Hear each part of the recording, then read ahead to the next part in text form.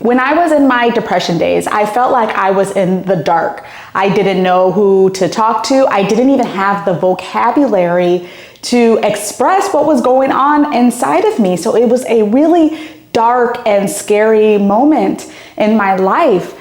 And something that I learned after I healed myself, there is nothing in this world that can hurt you more than your thoughts. And there is nothing in this world that can heal you more than your thoughts. Your mind can either be a best friend or it can be an enemy. And people that are dealing with mental illness, people that have depression, that are anxious, that deal with extreme amount of guilt or shame or just difficulty with their thoughts and their emotions, they have created an enemy of the mind. But the good thing is that your mind can be your best friend. We just have to retrain it. We have to reprogram it to be that way. Most of the programming of the brain happened under the age of 13. The reason is because that is the first time that the mind is learning about the world. Scientists have also discovered that children under the age of 13, their brain waves are in theta. The reason why this is so significant is because when your brain is in theta, you are in like a hypnosis state. This is how you communicate to your subconscious. Whatever is told to you, the brain believes. There's no critical thinking, there's no questioning. So if you are a parent, the things that you say to your children or the actions that you take, your child's brain is taking it all the way in. This is why I say children are not resilient. They are forgiving, but they are not resilient. Children are unaware on how their brain is altered in that particular moment, whether a child is abused or their child is neglected or they're around a lot of yelling and chaos and uncertainty. Children are unaware that there are actual things that are changing within their brain at that moment. Trauma, especially childhood trauma, is not about what happens to you. It is what happens within you. This is the reason why the things that happened to you 30 and 40 years ago are still impacting you as an adult. The beautiful thing is that you can heal the mind. You can create yourself to be exactly the way that you want to be. You do not have to be stuck in this past. You just have to learn why you think the way that you do, why you feel the way that you do. And the reason is because of the limiting beliefs that you hold within yourself. And the way to discover those limiting beliefs is by looking at the mean things that you say to yourself, by looking at the areas in which you struggle in your life, whether it's in your relationships, whether it's how much money you make, whether it's how you view your body. If there is an inner critic that exists within you about any area, the only reason why that inner critic exists is because you hold a limiting belief about yourself. But what's so beautiful is that you can learn how to create new beliefs. And this is like creating a super version of yourself. You can create a whole new reality for yourself. The only thing you have to do is discover those limiting beliefs. Again, looking at the clues, looking at where you are mean to yourself, where you are struggling, and then creating new belief systems. If you want to create a new version of yourself, if you want to create a new reality for yourself, if you want to create the life that you've always dreamed of, you have to first decide, who do you want to become? Where do you envision yourself as your super you? What do you look like? What do you do on a daily basis? How do you envision yourself to become? Who is the super you? We get so stuck on focusing on all of the areas in which we are struggling in. We focus too much attention and energy on how we don't want to feel, on how we don't want to be, on how we don't want to think. when all of your energy needs to go towards that person that you want to create, that new reality that you want to create. It is just a shift in perspective. It's a shift in focus. This is why healing from your past is so beautiful, because it's not just letting go of your anger and your resentment, which is extremely healing for you, but it's also an opportunity to create the person that you want to be, to create the reality that you want to live in. You have to decide who you want to be. What does the super you look like? Is that super you loving?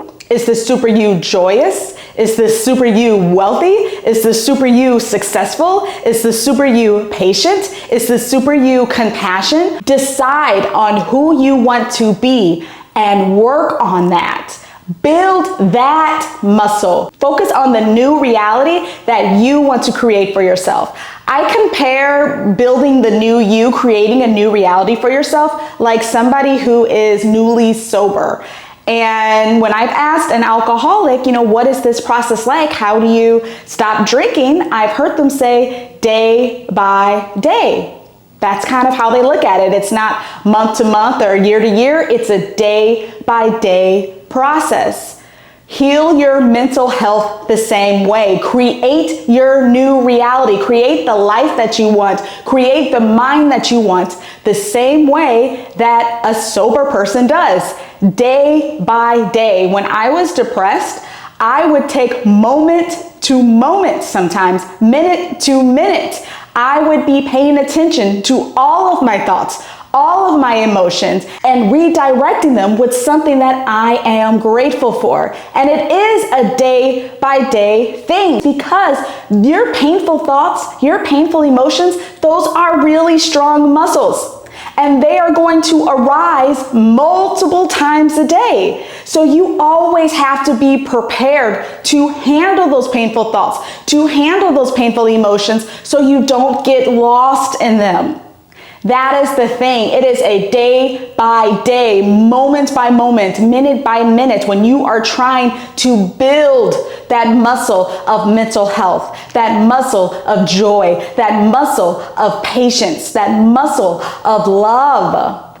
You have to focus on it every single day and build that muscle and turn your attention on where you want to be, not what you have been through, not where you don't want to be or where you are, or where you perceive yourself to be right now. Focus on the you tomorrow. Who are we creating right now? You guys, it is within your hands. And this is not some motivational talk, some inspirational talk. There is actual science on how you can reprogram your brain. You are doing it the exact same way that your brain was programmed as a child.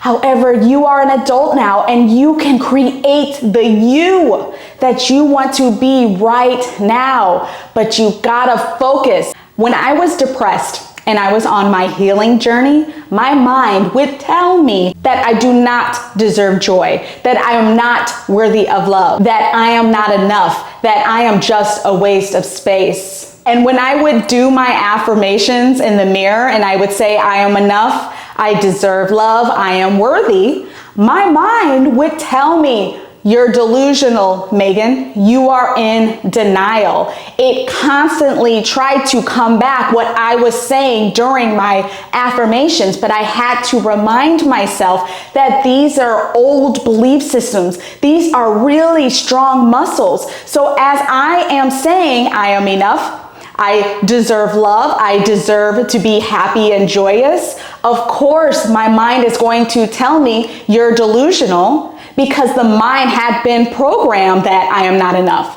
that I am not worthy of love. But in fact, the state of my mind, where I was when I was depressed, that mind, that version of me, that reality of me, that mind was delusional. That mind was in denial, because the natural state of the mind is peace. The natural state of the mind is joy. So I kept on programming. I kept on training my mind until those automatic thoughts that came up were telling me you do deserve love. You are worthy. You are enough. You guys, you have to continue to train the mind. You are letting the mind know who you are and who you are going to be tomorrow, not what the mind was trained when you were 10 years old. You have it within your grasp. You can change how you think and how you feel, but you have to do this daily. You have to always be conscious of the state of the mind. And it's not about judging your thoughts. It's not about criticizing how you think and how you feel, because that just brings you back to those old limiting beliefs. Your mind automatically judges how you think and feel because it has beliefs that you are not worthy of these things. So it is going to tell you that no, you're not enough. No, you're not smart enough. Of course it's going to do that because the mind has been abused. The mind has been hurt. So now it's time to start giving our minds some love and directing our focus on healing the mind and directing our focus and showing the mind who you really are, because you are enough. You do deserve love. One of the greatest things that you can do to take control over your mental health is don't kill the messenger.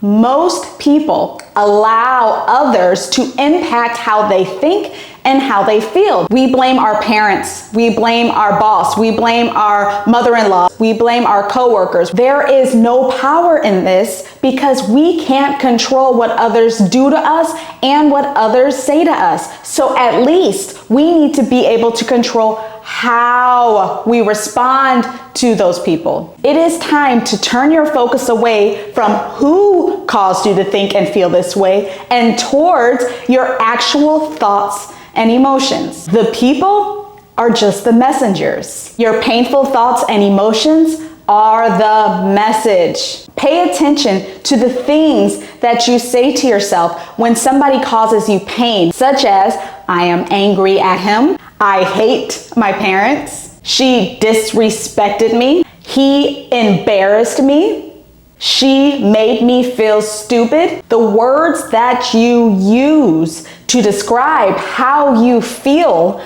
only exist because of a limited belief system that you hold within yourself. It is a filter that is in you. If you didn't have an anger filter, you would not get angry. If you didn't have a disrespected filter, you wouldn't feel disrespected. If you didn't have a guilty filter, you wouldn't feel guilty. If you didn't have an embarrassed filter, you wouldn't feel embarrassed. If you didn't have a I am not enough filter, you would never feel not enough. You would never feel unworthy. You would never feel insecure. You would never feel less than. The only reason why these painful thoughts arise when people come into your life and they do things that you don't want and they say things that you don't expect or that you don't like. How you feel are the belief systems that you hold within yourself. So if you want to create healing for yourself, if you no longer want people to control how you think and how you feel, don't kill the messenger. Use the message